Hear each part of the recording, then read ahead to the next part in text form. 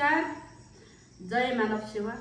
आज मेरो आदरणीय आमा र मेरो प्रिय मेरो दिदी पिता परमेश्वर, जय पिता परमेश्वर है। सबैलाई धेरै धेरै नमस्कार र मेरो आमालाई पनि धेरै धन्यवाद छ। बाटोमा हिँड्दै गर्दाखेरि उहाँले भेट्नुभयो र अहिले उहाँ चाहिँ 1000 भन्दा माथि नारीको चाहिँ लिडर हुने रहेछ, त्यही कुरामा कुरा आयो र हामीले धर्म धेरै धर्म पनि मान्यौँ होइन, हेऱ्यौँ पनि।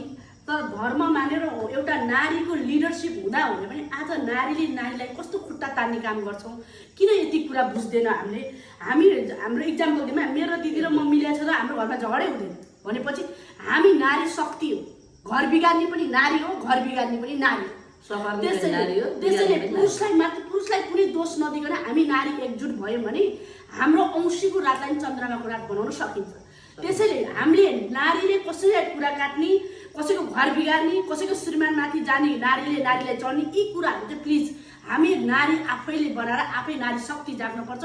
यो नारी शक्ति हो र तपाईँहरूले एउटा नारीको श्रीमानमाथि यसरी बिहा गर्छु भनेर जाँदाखेरि त्यो नारीलाई रुवाएर हामी कसरी हाँस्न सक्छौँ, त्यति कुरा बुझ्दिनु पर्दैन। तपाईँले एउटा घरमा घर बिगारेर एउटा घरलाई रुवाएर अर्को घरलाई हँसाउँछु भनेर कसरी सक्नुहुन्छ। त्यसैले जहिले पनि हामी नारी एकजुट हुनुपर्छ, नारी शक्ति जाग्नुपर्छ।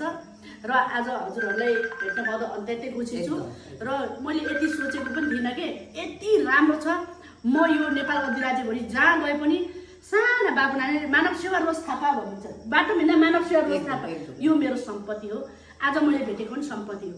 धन कमाए, सम्पत्ति कमाउँथ्यो होला, गाडी घोडा गर्थ्यो होला, लग्जरी लाइफ जित्थ्यो होला, त्यो मेरो सम्पत्ति थिएन, त्यो देखासेखी केही एउटा अहङ्कार थियो। तर आज मसँग केही छैन, तर संसारको सम्पत्ति चाहिँ अदृश्य होइन। एकदम के भन्नुहुन्छ? सही कुरा एकदम बेसी